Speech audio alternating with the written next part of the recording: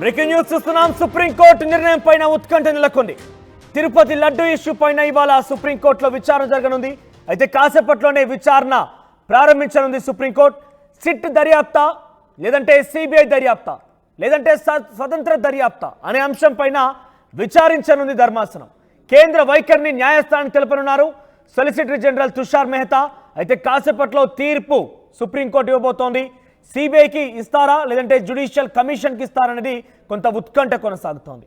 దీనిపై మరింత సమాచారం ప్రతినిధి ఢిల్లీ నుంచి రామకృష్ణ అందిస్తారు. Ramakrishna, over to you. ఈరోజు సుప్రీంకోర్టులో తిరుపతి లడ్డు అంశానికి సంబంధించి కేసు విచారణకు రాబోతుంది. మధ్యాహ్నం 3:30 గంటలకు ఈ కేసు విచారణకు వస్తుంది. మరి అయితే ఈ కేసుకు సంబంధించి కేంద్ర ప్రభుత్వం వైఖరి ఏంటి అనేది ఈరోజు సొలిసిటర్ జనరల్ తుషార్ మెహతా వివరించబోతున్నారు. మరి కేంద్రం వైఖరి ఎలా ఉండబోతుంది, ముఖ్యంగా సిబిఐ దర్యాప్తుకు కేంద్రం ఆదేశిస్తుందా లేదంటే రాష్ట్ర ప్రభుత్వ దర్యాప్తుకే కేంద్రం ఓకే అంటుందా అనేది కూడా వేచి చూడాలి.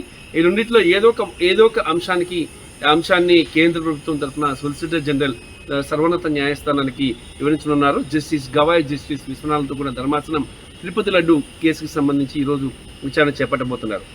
కొద్ది రోజుల క్రితం చేపట్టిన విచారణలో చూసుకున్నట్టుగైతే మాత్రం ఆ విచారణలో ఈ లడ్డూకి సంబంధించి ఎలాంటి ఆధారాలు ఉన్నాయి, ఎలాంటి నివేదికలు మీ దగ్గర ఉన్నాయి, వాటన్నిటిని బయట పెట్టిన తర్వాతే, వాటన్నిటిని పరిశీలించిన తర్వాతే ప్రకటన చేయాలి. కానీ అలా కాకుండా ఇండివిజువల్గా ప్రకటనలు చేసేయటం సరికాదు అని చెప్పేసి కూడా ఆంధ్రప్రదేశ్ ముఖ్యమంత్రి చంద్రబాబు నాయుడుపై సీరియస్ అయిన విషయం తెలిసిందే.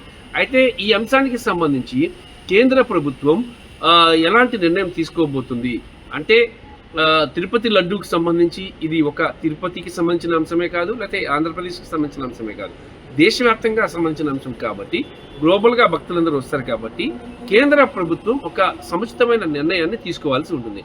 మరి ఈ నిర్ణయాన్ని బేస్ చేసుకొని సర్వోన్నత న్యాయస్థానం ఒక నిర్ణయం చెప్తుంది, ఆయన తీర్పు చెప్తుంది. అయితే ఇక్కడ ఒకవేళ కానీ సిబిఐకి యాక్సెప్ట్ చేస్తే, చాలామంది కూడా సిబిఐ దర్యాప్తు కావాలని కోరుకుంటున్నారు. ఇటు వైసీపీ ఎంపీ వైవి సుబ్బారెడ్డి పిటిషనర్, అలాగే సుబ్రహ్మణ్య స్వామి కూడా పిటిషనర్, ఇద్దరు కూడా సిబిఐ దర్యాప్తు చేయించాలని కోరుకుంటున్నారు. అయితే రాష్ట్ర ప్రభుత్వం ఆల్రెడీ సిట్ దర్యాప్తు ప్రారంభించింది. మరి కోర్టు తీర్పు నేపథ్యంలో దాన్ని తాత్కాలికంగా బ్రేక్ వేసింది. ఒకవేళ కానీ కోర్టు సిట్ దర్యాప్తుని కొనసాగించండి ఈ అంశానికి సంబంధించి అంటే సిట్ దర్యాప్తు కొనసాగించే అవకాశం ఉంటుంది. లేదు సిబిఐ దర్యాప్తు కావాలి అంటే ప్రత్యేక సిబిఐ బృందం దీనిపై విచారణ చేసే అవకాశం ఉంటుంది. మరి మూడో అంశం కూడా ఉంది, సిట్టింగ్ జడ్జితో విచారణ కూడా చేయించాలని చెప్పేసి కూడా మరొక వాదన కూడా ఉంది. మరి ఈ మూడు వాదనల నేపథ్యంలో కోర్టు ఈరోజు డెసిషన్ మధ్యాహ్నం 3:30 గంటలకు తీసుకోబోతుంది. మరి తిరుపతి లడ్డు అనేది చాలా ప్రపంచవ్యాప్తంగానే మంచి పేరు ప్రఖ్యాత వచ్చిన ప్రసాదం అది.